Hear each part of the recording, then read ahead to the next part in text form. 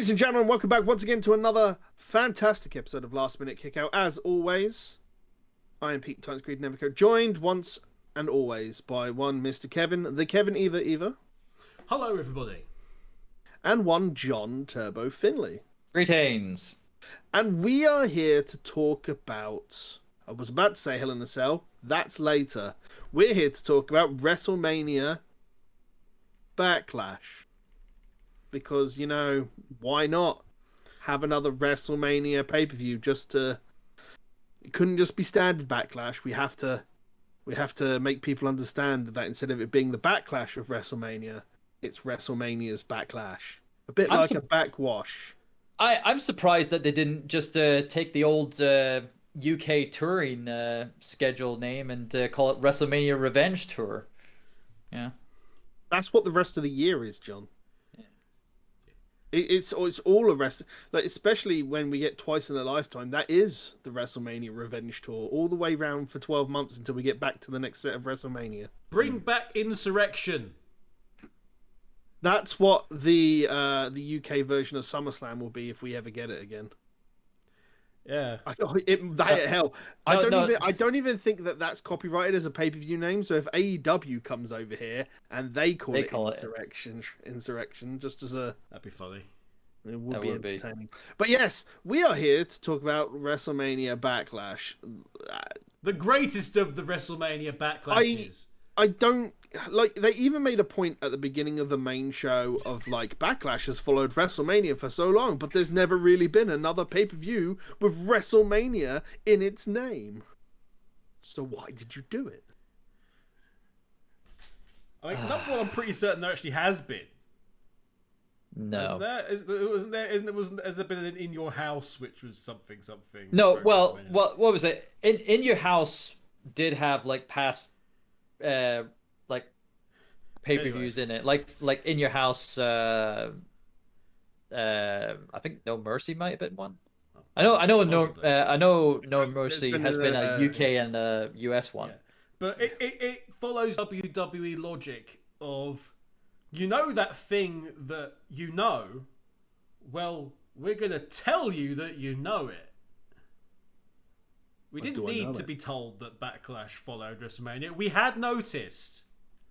Which is why when Backlash went away, we were really sad and wanted Backlash back.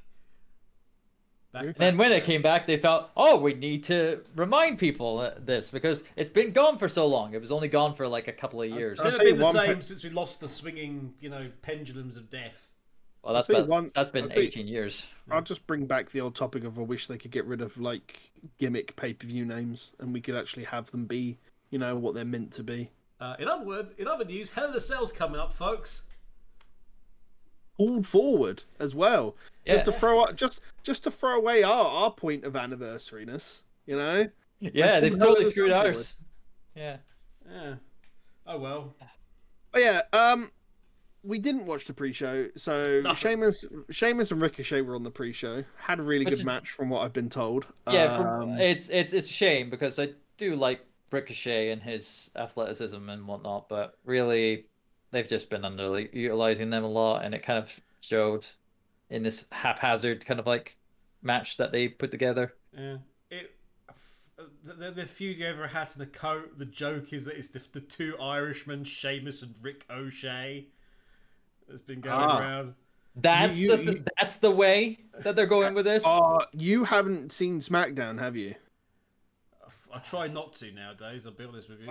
Right. Well, then you're unaware that Corbin and Shinsuke are fighting over the crown. I know they're fighting over the crown. You know that the King of the Ring crown that Corbin's had for over 2 years. 2 years. Yeah.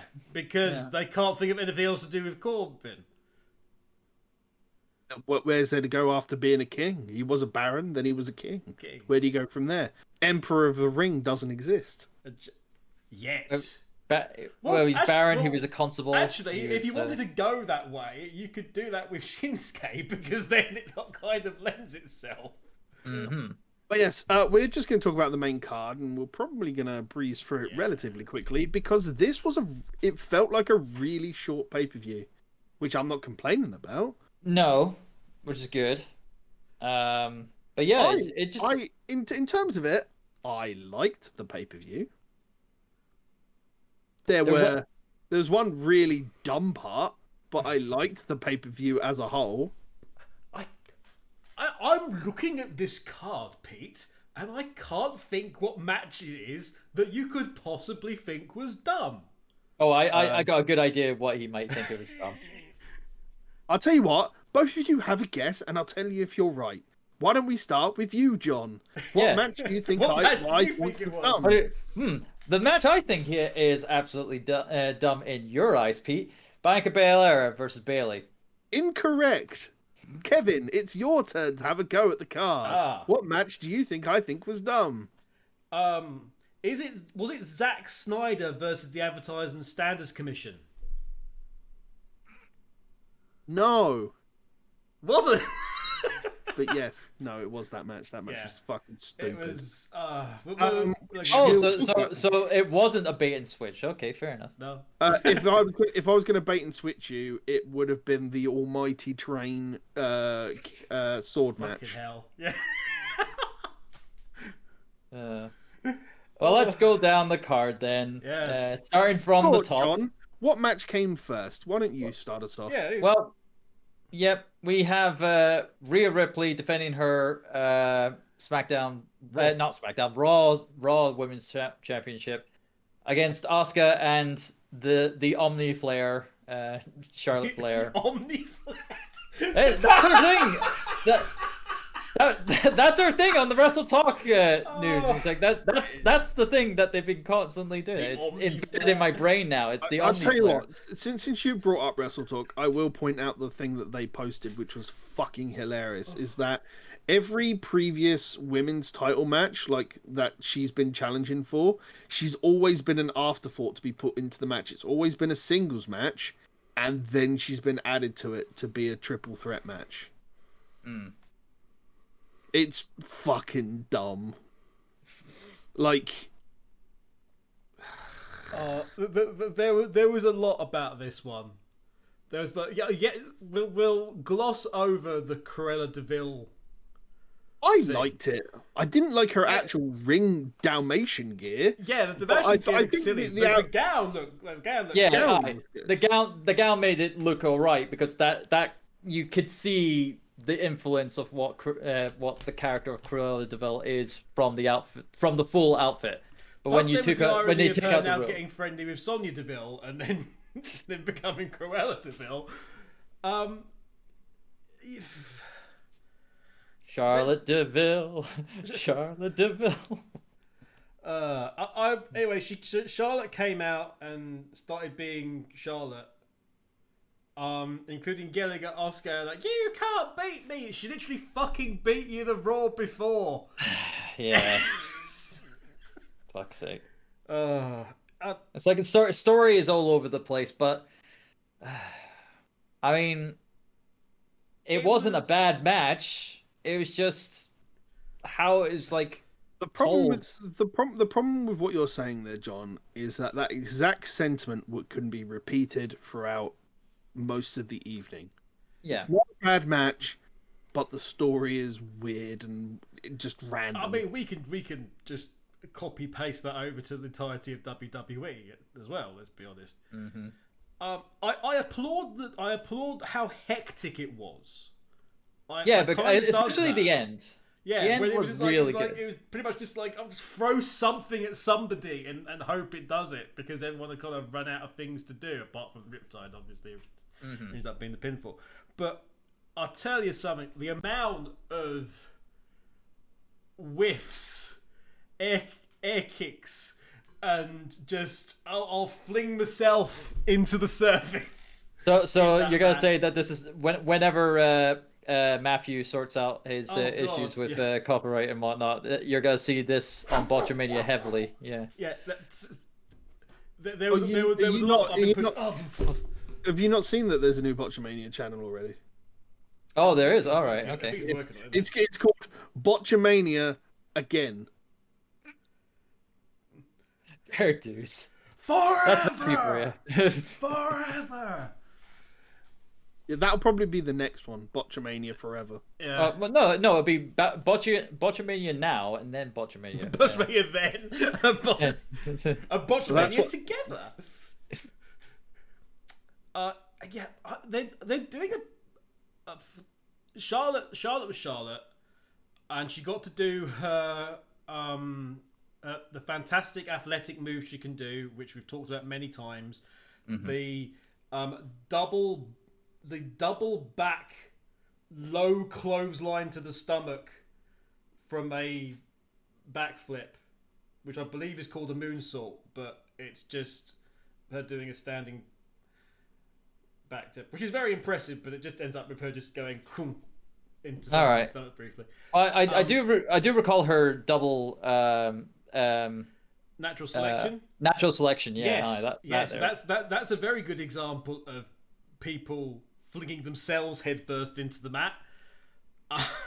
In that one, that was very obvious. In fairness, though, Charlotte herself actually did the move really well, but it was just the timing was all off, and it just did look like it was a bit weird. Asuka, I don't know. I think I was just sorry for Asuka at the minute, but they're not doing enough with Rhea or Bianca for me to put them over as to this absolutely massive threat. I thought Rhea looked pretty ordinary in that match. She did. Absolutely. 110% agree. I feel like, well, there's been this whole feeling that nobody knows if Rhea's actually a face or a heel right now in that sort of position.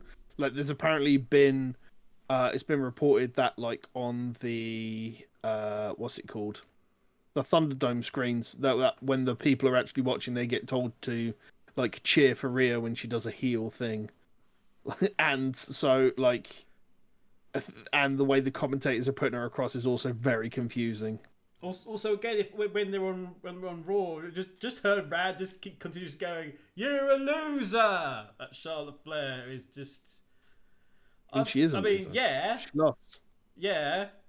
But at the same time, it's the way she's doing it is not very facey, and no, not at all. And it's very WWE saying in the ear saying you've got to do this, as opposed to what the character would do.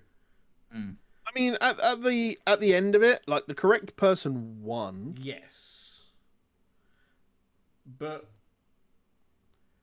in such a way that we're still kind of left guessing. But it feels very watered down from the NXT character. It feels like WWE writers have got to her character. Are you saying that it might feel like a Viking Express? Or an Experience? I'm not quite sure. One of the two. We can debate it afterwards, perhaps with additional names. But I worry Viking about Rhea. Experience. This is the Ripley Experience. That's what this is. Well, the Ripley Experience is a lot less than it was, and I worry. I worry because we already knew that Vince didn't get her. Of course, Vince doesn't get many times. Doesn't get many of the people. What are you talking about? Vince McMahon is the most up-to-date person in the 15th century. But yeah, no, I worry about Rhea and where that's going. Asuka's sort of in holding pattern as Jobber to the Stars at the minute, pretty much. And Charlotte Flair is, I am Charlotte Flair, and that's her entire character. I'm gonna get this championship.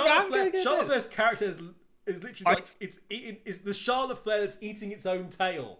I feel what we're gonna see from Charlotte is she's gonna go into this tailspin of I can't remember the correct word for it, but it's like she feels like she deserves to be there, and privilege. Like she's not getting no privilege isn't the right word. She feels like delusional. She's very delusional about her position. Like she feels like she deserves to be there, and we're probably just gonna see Rhea hold the belt, I imagine, until SummerSlam, and then she'll probably lose it to Charlotte in some gimmick match of some variety, which will be the first match we've ever seen for women to do. Yeah, as introduced by Steph. And then Rhea will probably get lost in the shuffle. Yeah. and that no, she'll move to SmackDown, feud there briefly, and then she'll get lost in the shuffle. But yeah, Charlotte. I know what they're trying to do with Charlotte, which is this, this slightly meta thing of playing into the delusion that we think that the audience thinks that she has.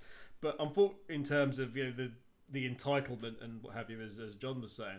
But you're not making fun of us that way, WWE. We legitimately think that. we just agree now. That's all that matters. All that happens. We just go, yeah. Okay. Anyway, moving onwards, let's talk about the SmackDown Tag Team Championships with Dolph Ziggler and Robert Roode against the Mysterios. Ray and Dominic. Ray and Dominic. Now, this actually had a very interesting story going into it, being on the pre-show, which we didn't watch. Dominic got attacked by the Dirty Dawgs, and Ray had to go out there on his own, and he couldn't find a replacement tag team partner. Okay, he just thought, okay, I'll go on my own, do it my own, go the whole 9 yards.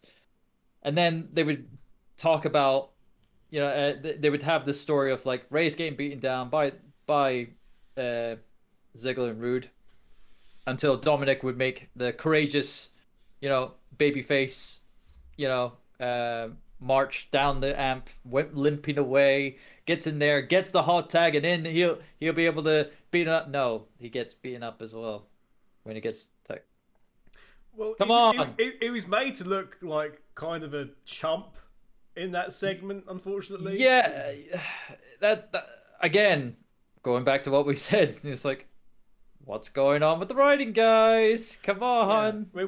He was made to look like he's a young kid. He's out of his depth, which is not the case, because he's been able to hold his own several times. It's just granted, yes, he's not won all the time, but he's still held his own, and he's learned. How long has he been on the main card? It's like about 8 months now. Dominic. Yeah, Dominic. Oh, we had 8 months with Seth Rollins and Buddy Murphy alone. Yeah, so, I would have thought it's like he had enough experience now. Yeah. He's a bloody Mysterio, for Christ's sake. I just find it weird that we have the kid who took that massive beating with the kendo stick, which ranks up there with one of the biggest beatings anyone has taken in wrestling in the last decade. Excuse me, throat. Dominic Mysterio debuted back in March 19th, 2019.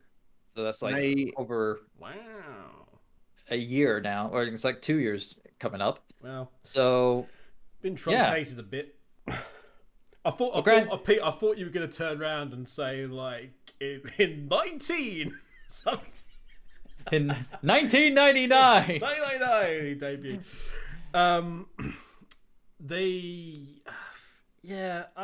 It was very, again, kind of weird and the Dogs though, some really nice moves.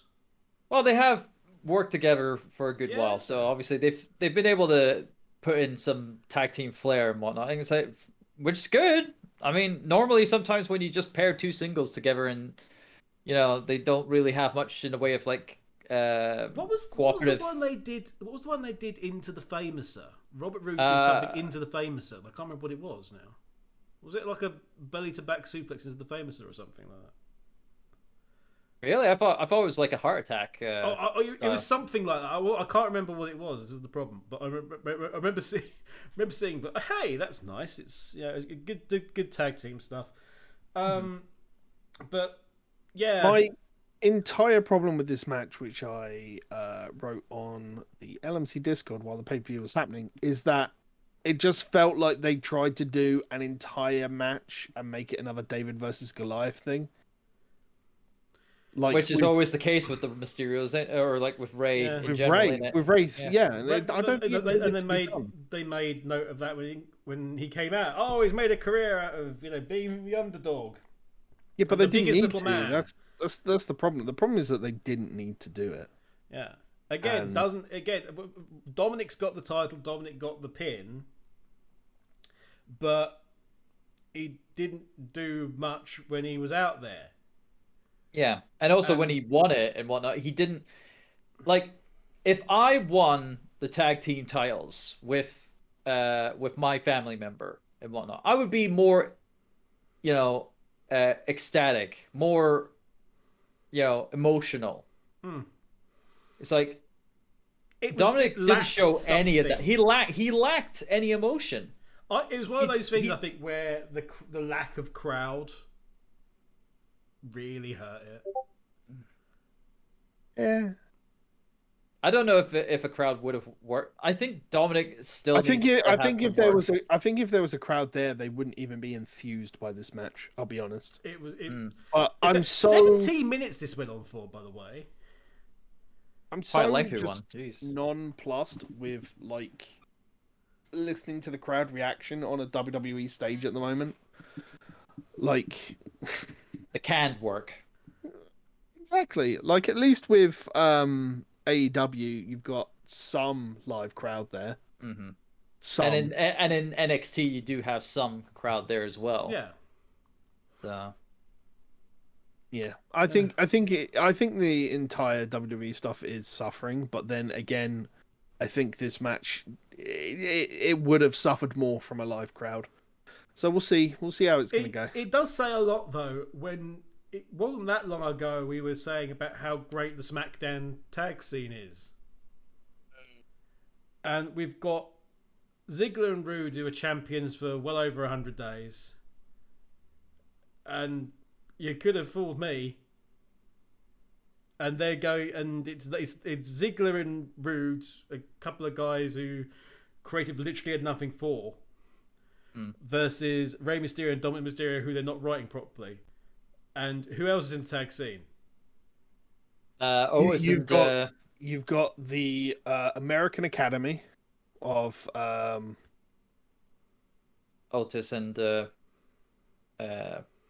Chad Gable. Yep. Another two people that creative had nothing for. Yeah. Well, I'm more entertained that they broke up a tag team to put Otis with another tag partner, and then fired his old tag partner. Yeah. Mm-hmm. Thanks for coming, sucker. You've got my god, it's WWE's version of Private Party. I always forget. Street Profits. Street Profits. Are they still on SmackDown? Yep. Of course they are. Bianca Belair's there. Oh, that's true. Of course they would be. I say but god, who else is on the SmackDown tag team? There's at least one other team. I mean, the Lucha Dragons. The two of the Lucha Brothers are still there. Yeah. Two of them. Yeah, the two. Right. Lucha House. Lucha House Gathering. The one. Lucha. Yeah. The way they've been doing the entire SmackDown tag scene though is just to stick them all in a match and just make them fight each other. That's what it is. Just stick it all in a cauldron and see what boils over. So are you sure? Are you sure it's not just the writers backstage and they're just they've got a ring with all their various figures and that's the writing. It's just like and now you'll fight as well. I'll be honest. I mean, SmackDown definitely feels very pre-2000s Attitude Era on SmackDown right now. It's just instead of the McMahon Helmsley in every TV slot, you've got the Roman Dynasty with every TV slot. So it's just unfortunate that while I'm enjoying the Roman Reigns stuff right now and everything that goes on, oversaturation. It's not over. Well, a little bit is oversaturation.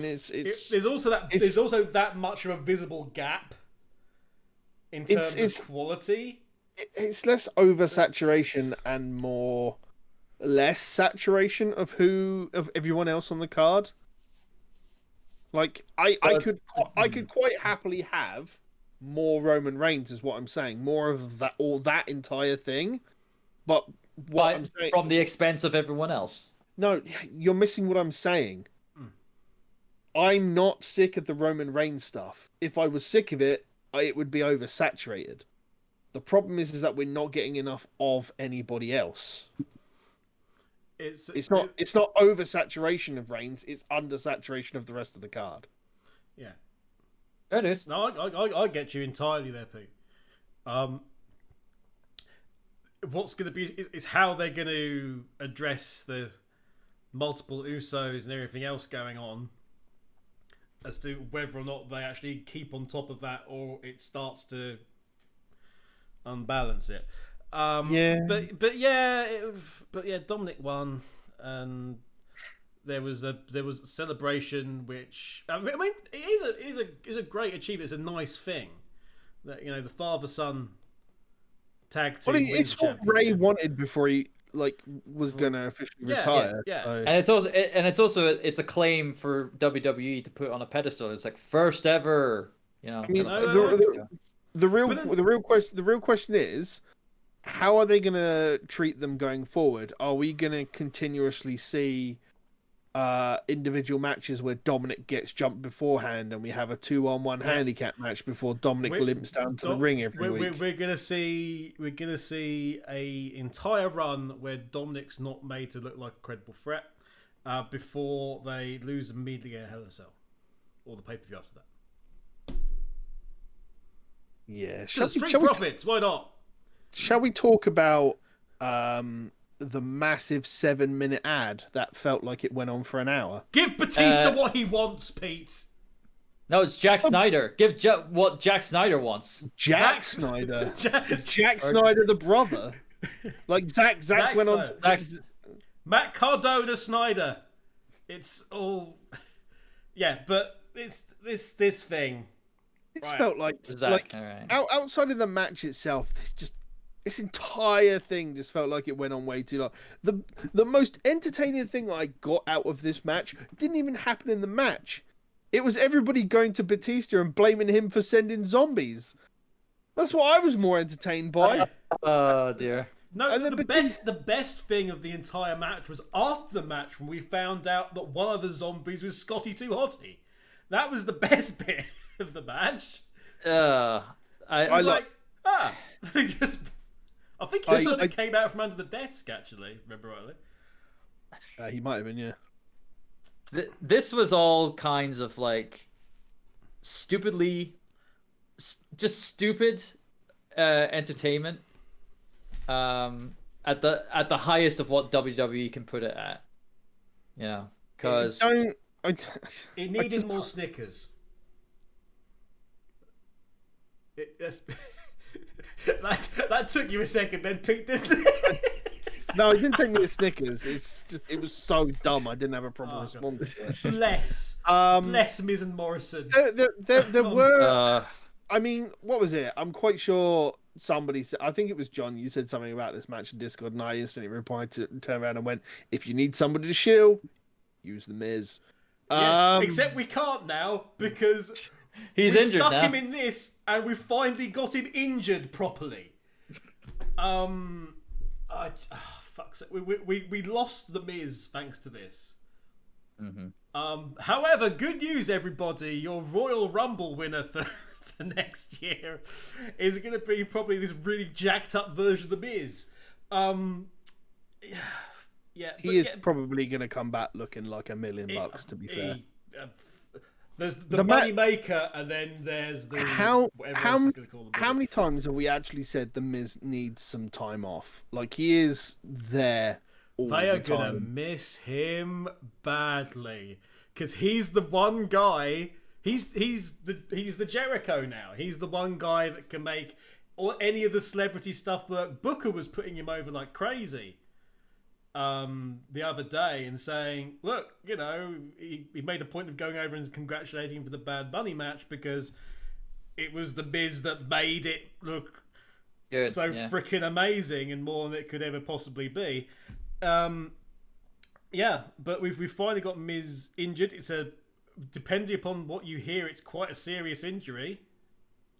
Yeah, it's like an ACL tear or it's bad. And it's another one of these things actually where he getting through that match because there was a heck of a lot of stuff involving the leg and he was putting the figure 4 on and all sorts of stuff after the fact where you really do cringe. Yeah, This is like, Sorry, I don't mean to interrupt too much, but I literally went to the Miz's Wikipedia because I'm unsure of how bad. As it says, he's been eaten by zombies. No, at Elimination Chamber, February 21, Miz would successfully cash in Money in the Bank to Drew McIntyre after McIntyre was assaulted by Bobby Lashley, starting his second reign with WWE Championship. However, Miz would lose the championship to Lashley on March the 1st episode of Raw, ending his reign at only 8 days. After this, Miz and Morrison feuded with rapper Bad Bunny and Damian Priest. At WrestleMania 37 in April, Miz and Morrison were defeated by Bad Bunny and Priest. At WrestleMania Backlash, Miz lost to Damian Priest. After the match, he was eaten by zombies. Well, they said that, didn't they? After the fact, they just on the pay-per-view. On the pay-per-view, it was. And Morrison said, like, when he returns, he'll never be the same again. yeah, I was saying in the Discord as well. It's like, this is the first time I've ever seen a PG zombie flick on television. It's like, because I never thought that, you know, zombies could ever be advertised well for a PG audience, but nope. WWE's proved me wrong. I like the idea of Miz coming back, A, jacked to hell, and B, being this like really fucking broken version of the Miz. Like there's something really wrong with him, and no one's quite sure where he is. So you're telling me that it's like Moneymaker Fort Knox? Yeah. Is that what you're going to say? All the gold bars, bars for all the money. Yeah, exactly. Yeah. I see what you're doing there. He could be the next John Cena. Wasn't he already got to try to be that? But so is he going to beat himself at WrestleMania? What's? Yes. Hey, if somebody can do it, it's going to be Miz. It's the real twice in a lifetime, Miz John Cena. But they've had twice in a lifetime already. They've had it twice. It'd be the third time. Yeah.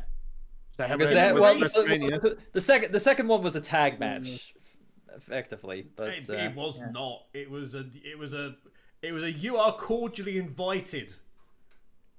To this wedding that's not happening. Invitation. It wasn't anything like that. That said, everybody go back and watch Total Bella bullshit because oh my fucking god, that is funny. Anyway, shall we talk about the Bayley match featuring Bianca Belair? Absolutely, absolutely. And by the way, you might notice we didn't mention Damian fucking Priest at all because he was shit. Next, I mean, he was alright. There was a point where the Miz and Priest were working together, which I actually enjoyed. When both of them turned to each other and just went, "We're in the middle of fucking zombies. Let's just do something." Let's take out the zombies. Yeah. But yes, Bianca Belair versus whatever version of Bayley this is. Super mega heel Bayley. I call it obnoxious, but yeah, like overbearing obnoxious. Bayley is my role model. Yes, like, she's your role model to a T because you can handle it. I can. There you go. It's sad because this Bayley, we know nothing's gonna happen with this Bayley because she's had her time and then she's gonna be in the mix but not there, and then Becky's going to come back, and then it's going to be Becky, and she's going to be just sort of there, and she's going to be just sort of there for a really long time. I always call this look of Bayley a Riott Squad Bayley, because it looks like she should be in the Riott Squad. I don't know why. It's just the way, just her outfit. It does feel like she should have a faction, really, doesn't it? You know what Bayley should do? Bayley should go with Asuka because Asuka needs stuff. Bayley and Asuka head to NXT and become because they want the tag titles so they can be true Grand Slam champs because they introduced more titles so they want them, and then they can just be down there and work with the young talent and do all the stuff that they need to do down there. They get their reigns and be actors, you know, as Asuka did with the NXT title as like gatekeeper, and that gets them off TV for a bit, and they can come back again in 6 months' time after they've done this and have impetus again. So anyway, Bianca Belair defeated Bayley. I mean, it's set up for them in Hell in a Cell and to use anything they want to, really, isn't it? Effectively. That's what they're set up for. I mean, I'm now looking at it now. The usage of the hair through with the cell. cage. Yep. That's pretty much writing it for itself, I suppose. So if they take the belt off Bianca at Hell in a Cell, it shows that they don't have faith in her as the champion for the women's division. I feel like one of those women's belts is changing at Hell in a Cell. Yeah. I almost wouldn't be surprised if both of them do. Yeah, it wouldn't surprise me at all. Bianca's really frustrating me because I can see what's there. Same here. And yet what's coming out isn't it. She's the entire hair gimmick so far, which which again I get, and there's a cultural thing there too, which makes a lot of sense.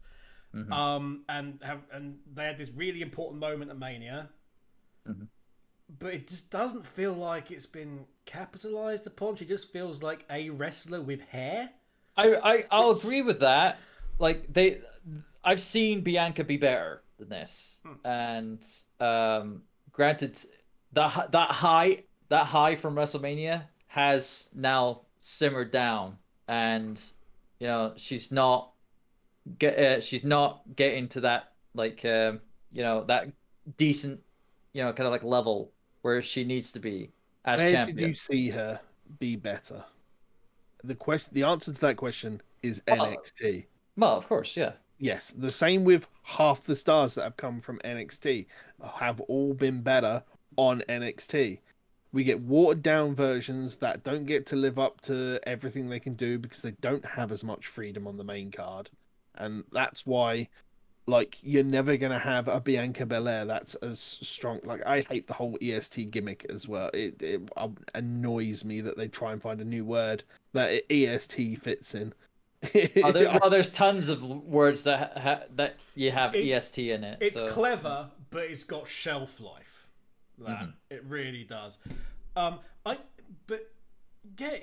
does go back to NXT. The whole point of NXT is you're there to hone your craft and hone your character, so it's really it's like a knife and cuts through to the audience. So why is it when everything gets translated over to the main roster, is both the character and the work dull?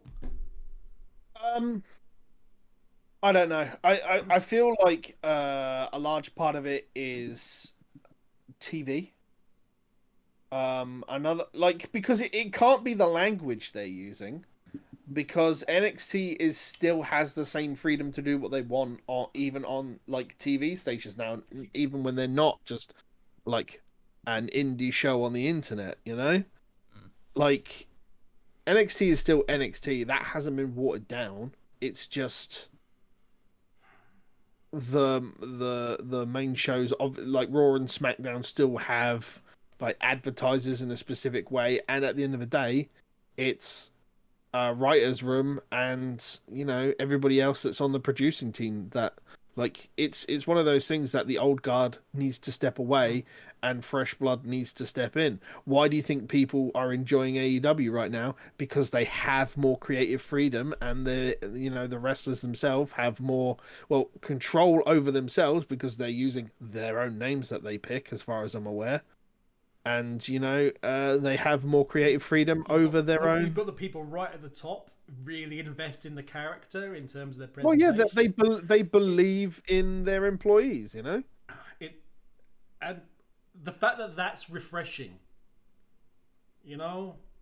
But can you imagine, right? So the longest success stories, NXT or NXT UK, I'm talking both of them. So outside the main roster, the longest running success stories, okay?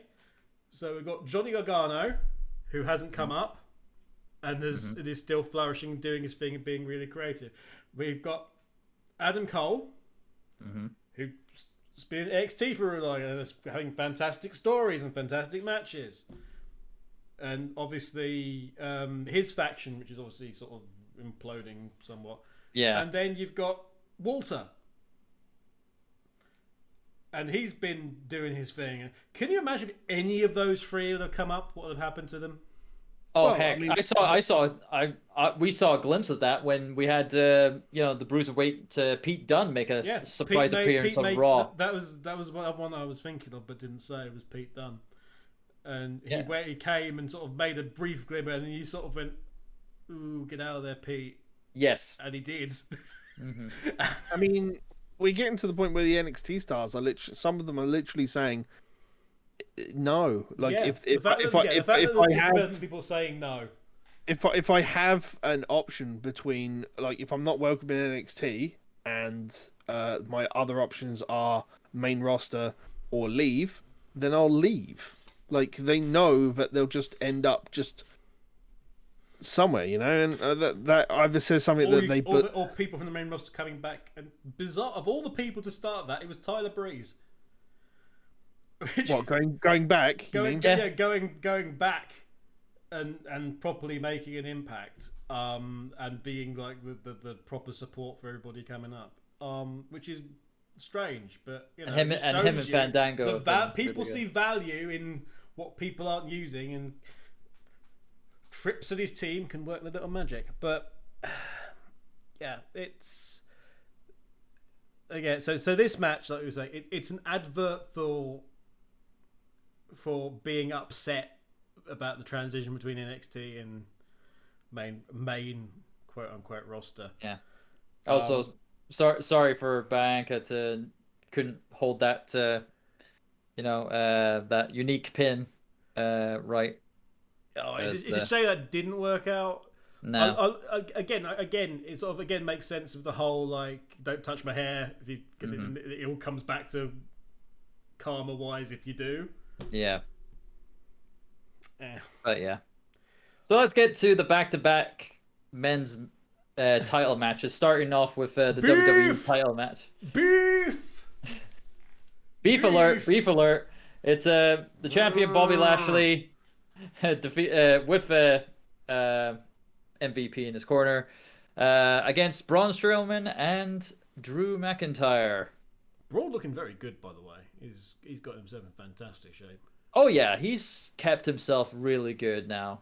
Like, it's impressive how he's changed over the years, and of course it's been very evident in this last he's like been 5 months. He's been dealing with some stuff in terms of body look, physically and mentally. He's been dealing with a bunch of stuff, and it's nice to see him on top of that. I don't think there was an overall problem with the match itself. Like, as I said, like, the matches, bar the advert in the middle.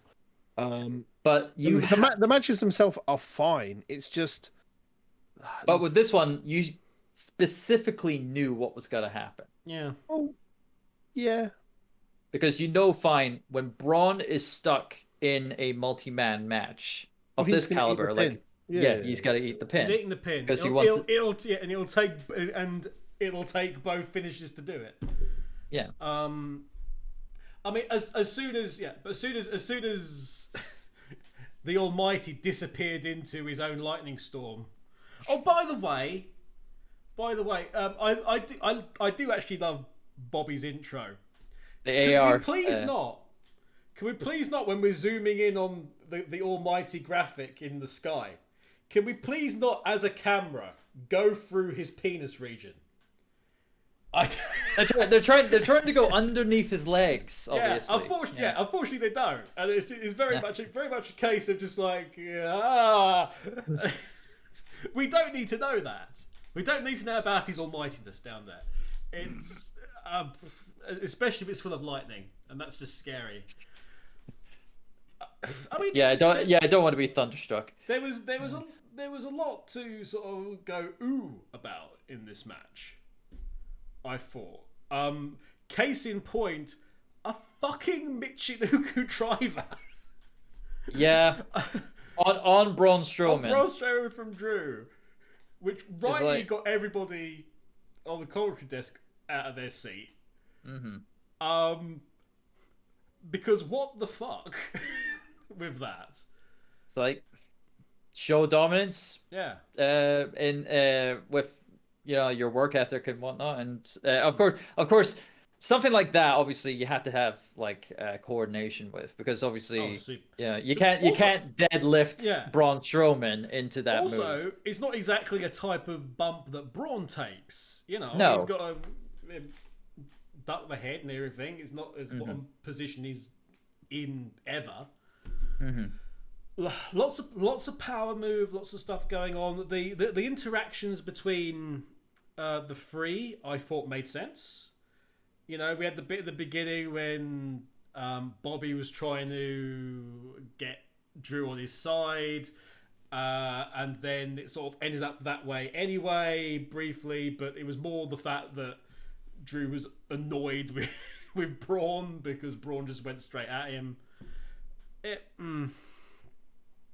don't know. What stood out for you in this one, Pete? Nothing. Nothing. No. It was a match. It was enjoyable. But nothing stood out to me like it would be like top of the card. You know, that's the problem with it. Like it's a match that happened. We've had Bobby Lashley and McIntyre for a while now, and the only way they could change it up is to stick Braun in there. Braun is one where you could just go, he's big, he's a threat.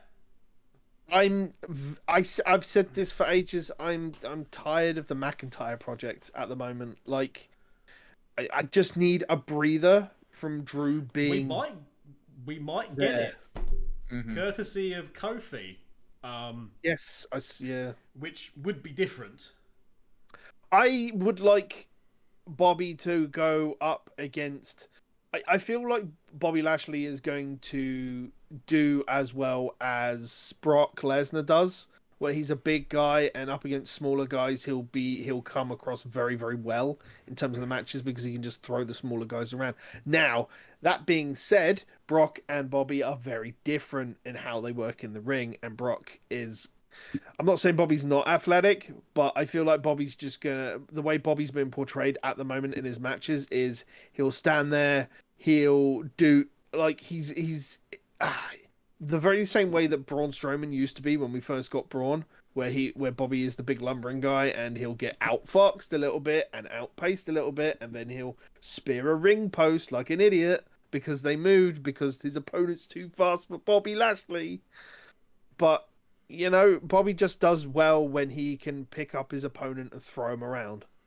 Like, Brock is very much the same, but there's a little bit Which he did do with Braun as well, didn't he? He did the sort of the big lifts, like Uranagi. Yeah, the Uranagi type thing. But it's... I think they called it a spine buster as well, because... Sure.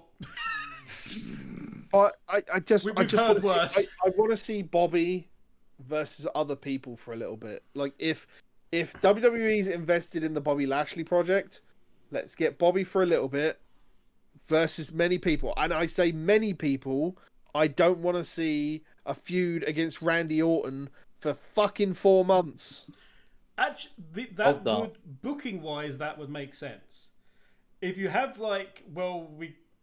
nobody can apparently stop Bobby Lashley, and he's just going for everybody, and it is almost like, who have we got this week to go up against him? Well, you have a go because he's not working.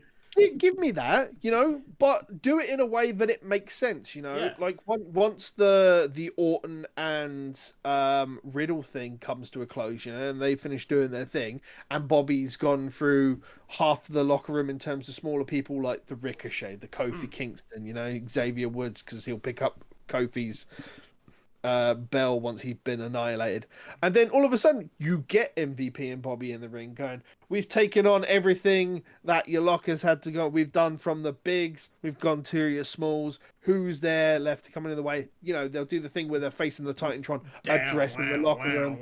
Dun, dun, dun, dun, dun, dun. No, I'm saying that, you know, the way you go from... It would be good for but SummerSlam. Yeah. I'm saying that if you want to go the route where you get Orton, you do that, and you get Orton do the thing where he runs in and RKO's Bobby out of nowhere while they're cutting that promo, while they're waiting for someone to come out, you know. And then Orton can do his, look at me, I just RKO'd the champion. Yeah. Then that sets him up into the feud, and You know, like Orton can't. Orton will have to do the things. Bobby can still throw him around a little bit because he's, he's not tall and massive. He's about the same. He's about the same sort of size as McIntyre. Maybe a little bit short. That was one of the things when they did the double suplex on Braun. Boy, was that awkward because there's such a height difference between Bobby Lashley and Drew McIntyre. Beanpole McIntyre. Yeah. It really was like Braun looked like he was in danger. All I'm saying is that I'm just tired of these 3-month cards. Like, if they're gonna have multiple pay-per-views, like if they're gonna have a pay-per-view every 3-4 weeks or something like that, then show us the variety of the massive fucking roster you have. People who watch the WWE television are invested in the whole roster. We're not just invested in the champion. You've got the roster there. We know these people can be, champions or whatever. You just need to, not just stick with, hey, Bobby and Drew, they've got a thing going on. How can we make them have a thing for the next pay-per-view? And you can, if you wanted to, cycle through, it's Lashley versus a powerhouse. It's Lashley versus a technical guy. It's Lashley versus a speedy guy. It's, Lashley versus, a sneaky heel. You can still do that. Because Lashley doesn't care. Yeah, exactly. It's nothing against Braun and Drew. I just want to see something else other than Bobby and Drew. Have the rest of the Hurt Business try and get revenge. Do bloody something. Yeah. Elevate some people, fuck's sake. We had Drew for pretty much a solid year, and I just could do with someone else. The only way they could have spiced up Drew doing something else is by turning him heel, and I don't think that would have worked for his character at that point because there are so many heels on the roster. It will work for his character, but not yet. This is the thing. Yeah. It's right at the moment he's the hot marketing boy for the company at the moment, and him being a heel. Also, he's got Vince's sword, and Vince loves to see his sword on TV. I'll let him cut a bitch up then. Anyway, let's move on to a pretty decent match with a really shit finish. We're talking about Roman Reigns versus Cesaro for the Universal Championship. I love this. The match was fantastic.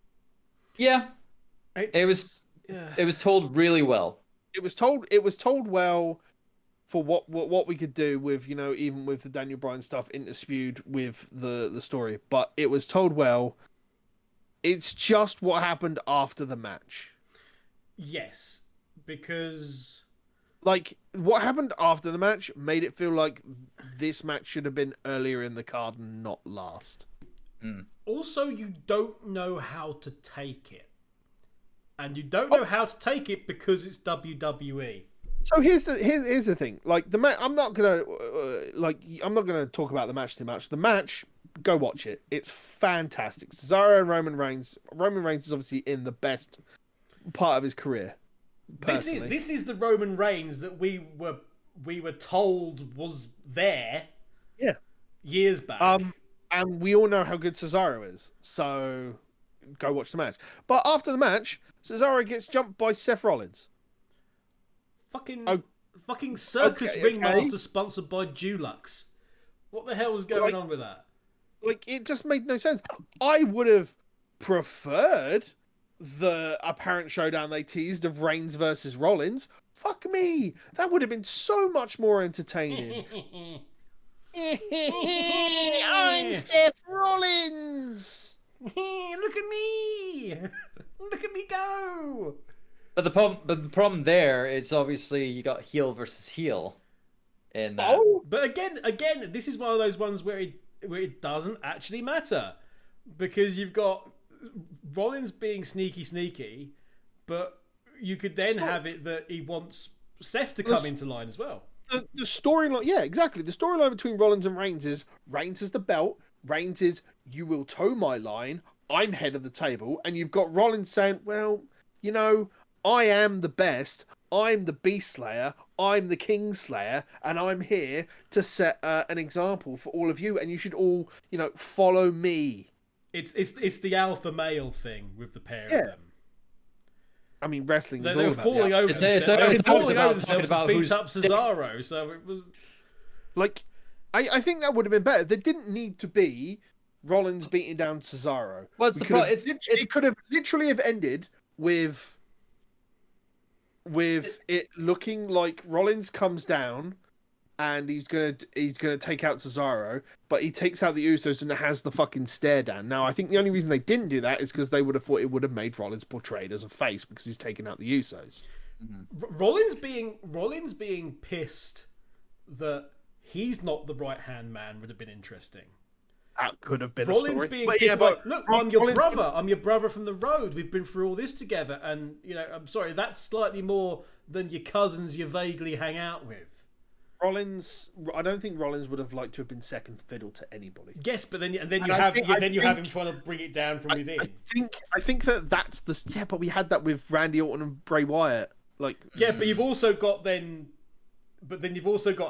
the Heyman factor of Heyman trying to counsel, this isn't a good idea, and Now that I could see that part where instead of trying to push because the Usos are going to be a thing on their own, and I don't really want to interrupt that story that's there between Jimmy and Jay. Mm-hmm. But having Rollins be inside of that faction and trying to talk versus Heyman, I'm down for that. That sounds like that could be very interesting. Those two have had good interactions as well. Yeah, if you've seen on Talking Smack and everything else. It's just, I think Rollins as a heel, I dig this. I don't dig the whole Messiah thing, but Rollins when he's a heel is so much more enjoyable to watch than when he's a face. As we know, he's a smarmy git. He comes across as a smarmy git, and again, this is the character turned up to 11. We know he's an asshole. Kevin, respects right? Oh dear, but we're right. We're right, aren't we, guys? I just feel like this shouldn't have ended the show. It was bizarre and it felt really slow. And where does that leave Roman? Like, who's Roman gonna face? Like, there's if you want to do a tie-in to tell you where that story's going, because at the moment now it's just gonna look like it's gonna be infighting, and we get, instead of Jay versus Roman, we have Jimmy versus Roman at Hell in a Cell, and we get the repeat from last year's Hell in a Cell. The reverse.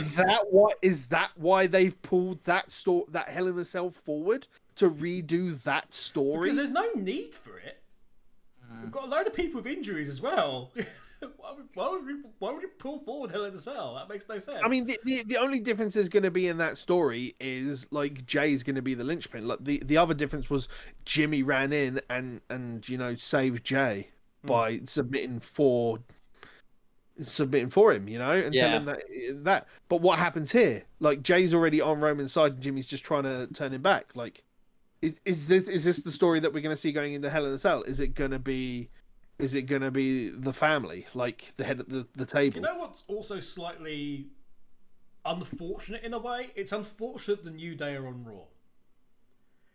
Because have the New Day versus the Usos as part of that? Well, no, because we've got the established, brotherhood of rivalry thing with them, and it would have been good that Jimmy actually had somebody who had his back, because there's nobody who actually has Jimmy's back in this. If they've pulled up Hell in a Cell to basically do the story again, I'm not going to be happy. I'm not going to be interested. I mean, we're probably not going to be happy or interested anyway, to be honest, are we? But I just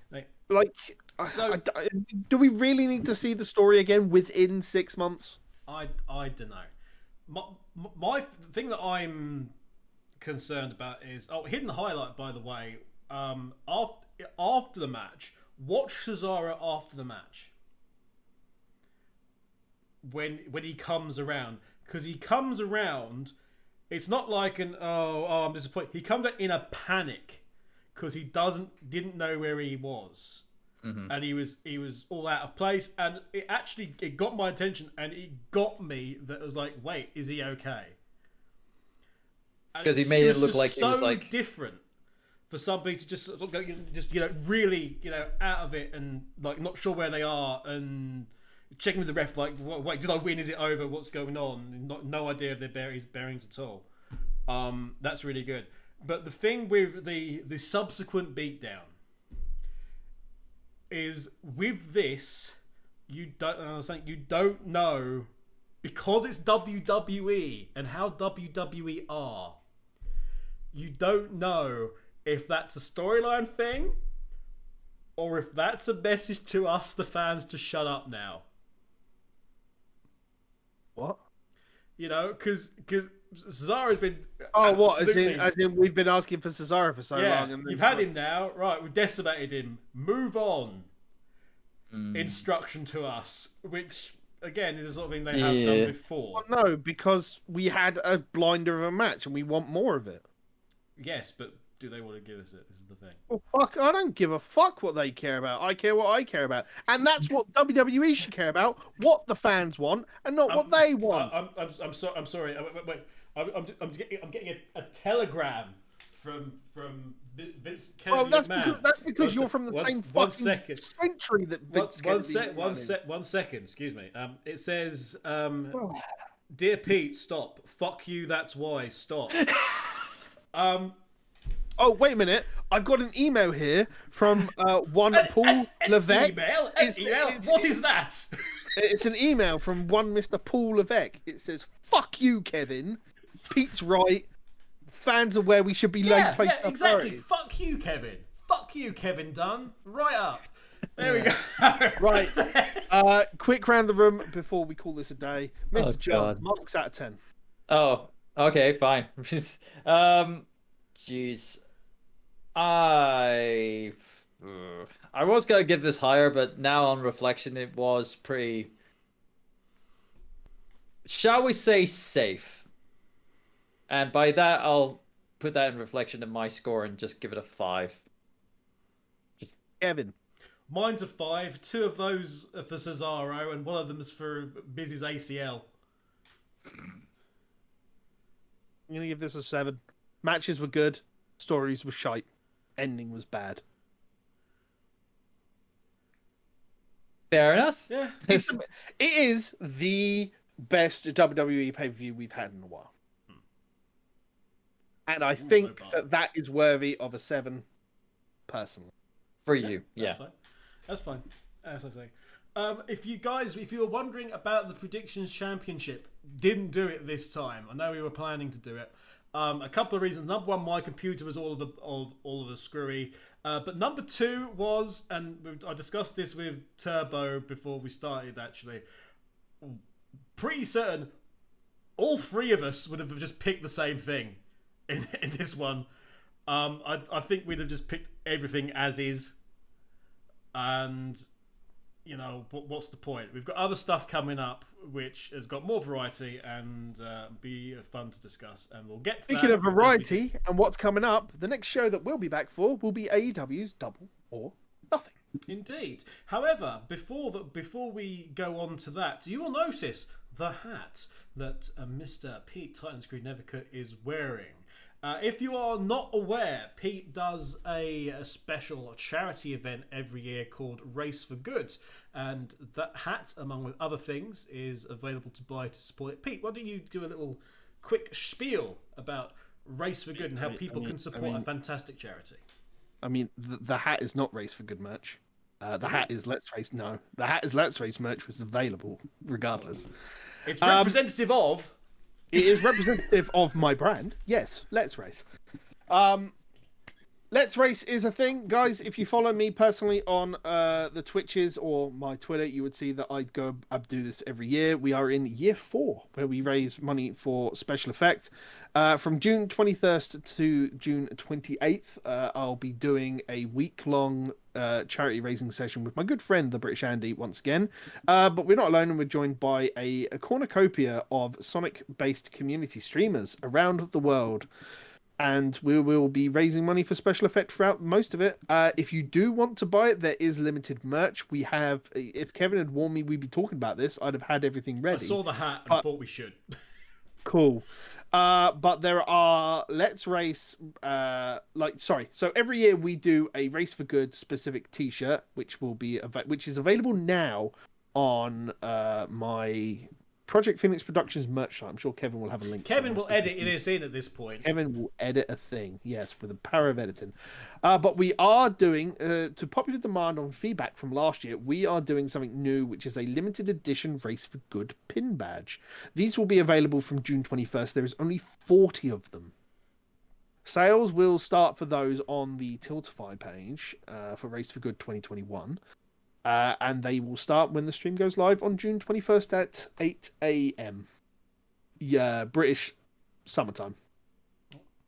Yeah, if you're not familiar with Race for Good, check out lastminutecontinue.com. You can find links to the last couple of years worth of streams on there.